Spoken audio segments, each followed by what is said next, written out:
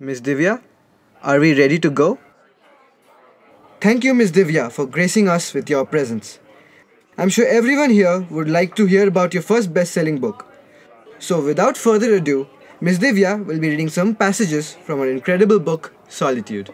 People say that life is a trial, a test given to us by God to prove our place on this rock we call home. It's been a month. 33 days to be precise. My time here has taught me many things and has changed the way I view the world. Sometimes, when it comes down to the wire, it really is survival of the fittest.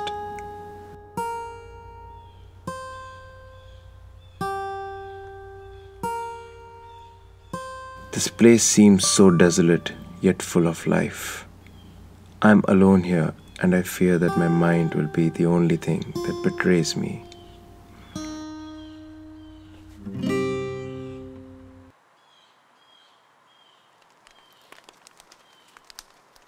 I can deal with the elements, but the mind is a different animal. It is like the island itself, teeming with thoughts and emotions, but unable to express them. To the outside world, I savored and cursed my solitude.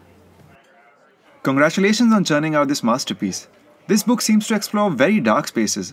What inspired you to write this character? I think this is the first time that I really delved into the psyche of the character.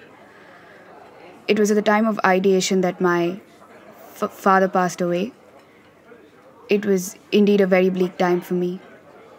My father was all that I had. He was my friend, my mentor, my only connection to the world. After he left, I found myself emotionally distant from all things in life. That's when I realized that I myself was on an island, and I found solitude. Miss Divya, now that you've mentioned your father, I can definitely see some of his writing style in your work. I think, well, I have all the respect in the world for my father and his contribution to the world of literature, but I never tried to emulate him. I only wrote with my words in mind. I believe I'd like to find my own voice.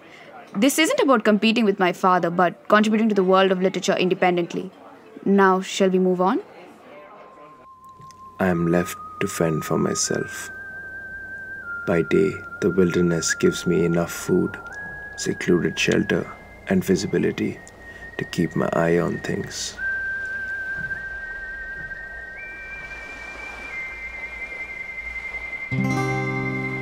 Night is always a challenge, one that takes all my will to pit myself against. It is at night when the terrors come out. I don't know what they are, but they bring to life my greatest fears. Sometimes they talk to me, but I don't have the courage to reply. The dark hides things. It's not the dark that I'm afraid of, but the thoughts that it leaves me alone with. I cannot stand the voices in my head. Miss Divya, the way you have portrayed life on an island is brilliant. Do you think a man can push beyond human limits to achieve what is necessary? I believe that the human spirit is capable of doing things beyond what it thinks it can do. I feel that to achieve something, one can do anything and everything in their power to achieve it. It's something of a motto I have for myself, really. Writing this book took me to new places as an author. The island has been my home for the last 270 days. The island is now the only home I remember. It is the only place I can stand to be in. I cannot live without it, but also it cannot live without me. The island needs me too, to test its various traps and enticements. It has leached itself onto my mind, becoming a part of my conscience, a figment of my imagination. The island, she's not a symbiote, she's a parasite.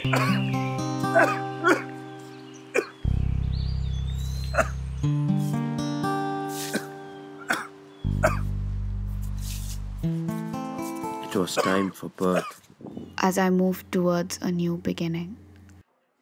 Excuse me, First off, congratulations on this monumental piece of work. I was truly speechless about the way it portrayed, and it invoked such genuine emotions from me.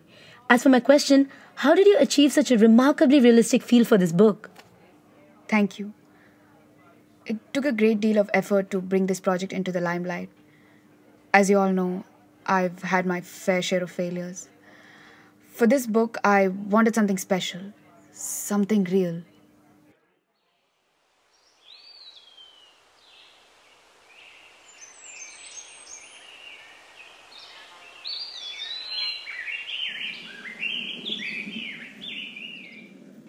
Dad?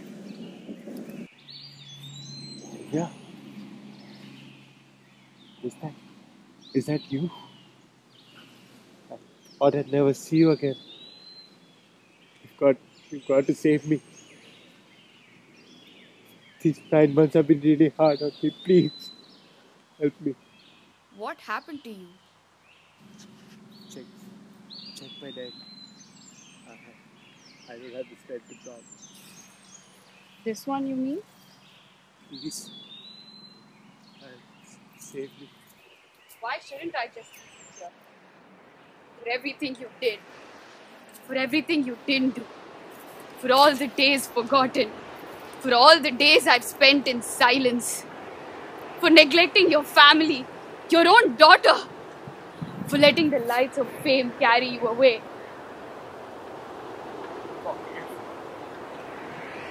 The things I've lost, the pain I've had to go through, the loneliness I endured.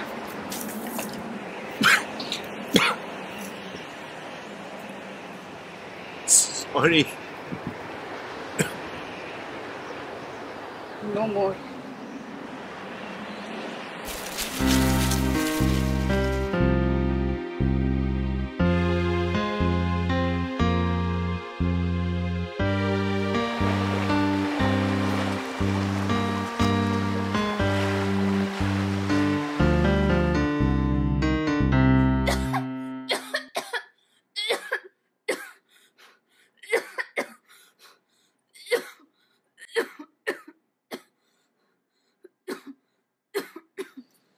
Sorry about that.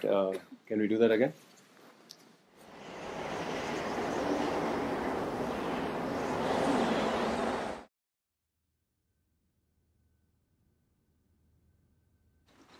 Listen to me very carefully. I need your undivided attention. I've never asked anything of you. Never asked you to prove yourself. I need you to do something for me. It's the least you could do. Yes, sure.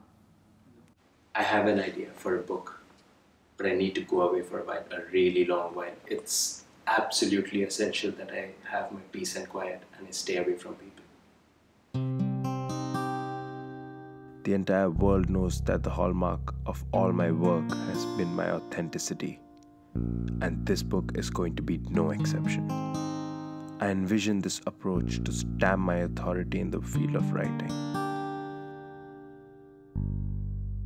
To achieve this, I plan to head out to Madre Island out in the Pacific to give me as realistic a feel as possible. It has to be just me and the wild, survival out in the wild. The trees, the ocean, the sea, me. I need you to take me there. Why me? I need you to be my secret keeper. Of course, and I need somebody to come and pick me up as well. Can you do that for me? Yes, of course. Thank you.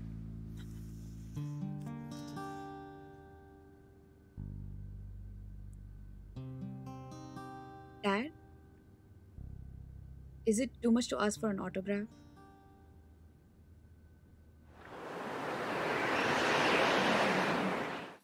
Dad, the Times just ran my article. Nice.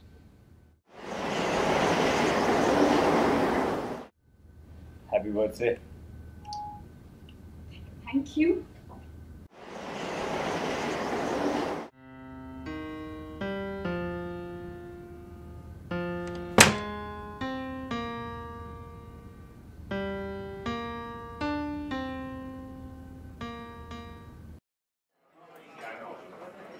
Miss Divya, Is it too much to ask for an autograph?